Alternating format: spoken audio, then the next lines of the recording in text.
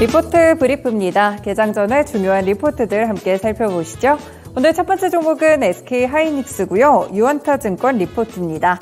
내년 영업이익은 11조 원으로 이 올해 대비했을 때 흑자 전환이 될 것으로 전망되고 있는데요. 지금 HBM을 포함해서 커스터마이징된 디램의 견조한 수요가 이어지고 있습니다. 이와 더불어 디램 가격도 올라가면서 재고 평가손 환입 등이 내년 상반기 수익성 개선에 기여할 것으로 봤는데요. 업계의 감산 영향으로 이 가격 상승 전망까지 되고 있는 상황입니다. 지금 디램 사업의 파운드리화가 예상되고 있는데요. 지금은 온디바이스 AI에 대한 관심이 상당히 높은데 엑셀같이 응용처 다변화로 빠르게 확산될 것으로 기대되고요. 결국에는 이 맞춤형 디램에 대한 수요가 상당히 폭발적으로 증가하면서 이 디램의 파운드리화가 이어질 것이라고 보고 있습니다.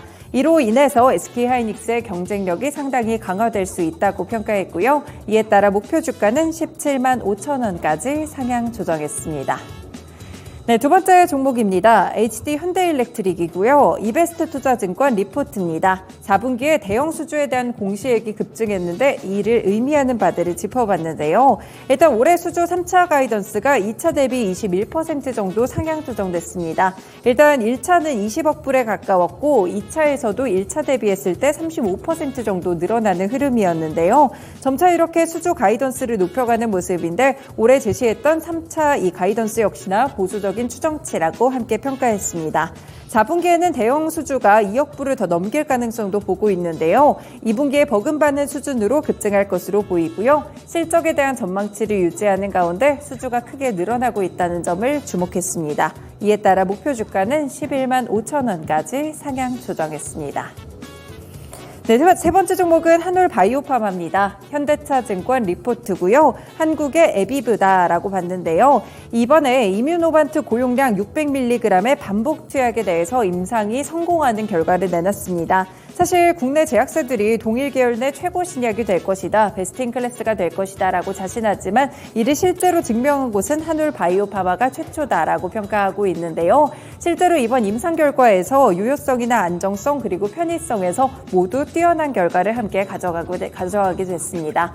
그리고 공교롭게도 경쟁사인 아제넥스는 면역 혈소판 감소증 임상 3상에 실패하는 모습이었는데요.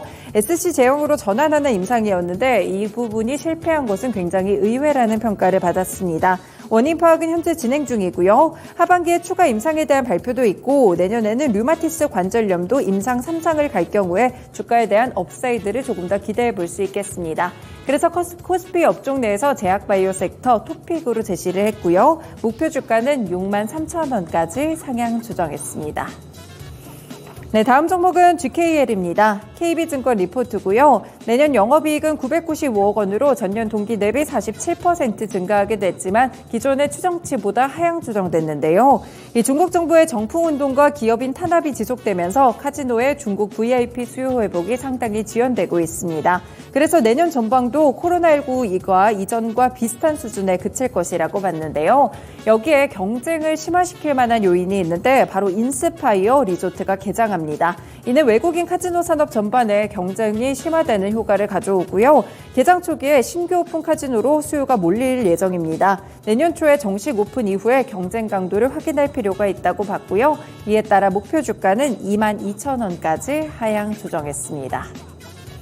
마지막 종목은 트루엔입니다. 대신증권 리포트인데요. 이 공공기관에서 TTA 인증이 의무화된다는 점에 상당히 주목을 했습니다. 지금 3분기 영업이익도 35억 원으로 전년 동기 대비 80% 이상 증가하는 효과를 가졌는데요. 이 공공기관에서 TTA 인증이란 한국정보통신기술협회 시험표준 통과 인증입니다. 이 부분이 1분기에 권고에서 의무사항으로 변경됐는데요. 조달청도 7월 기점으로 CCTV 재입 차례 진행을 하면서 결국에는 3분기 후실적으로 함께 이어졌습니다. 여기에 지능형 CCTV 도입 필요성도 확대되고 있는데요. 상반기에 상당히 많았던 이런 흉악 범죄들이 좀 있었죠. 그래서 약 50만 대 정도의 CCTV 교체 수요가 발생할 것이라고 봅니다. 내년부터 이와 관련된 효과가 본격화될 것으로 기대되는 가운데 해외 쪽의 매출도 점진적으로 늘어나고 있습니다. 다만 현재 구간에서는 목표 주가 따로 제시하지 않았습니다. 네, 개장 전에 이렇게 중요한 리포트들 5가지 분석해드렸습니다. 리포트 브리프였습니다.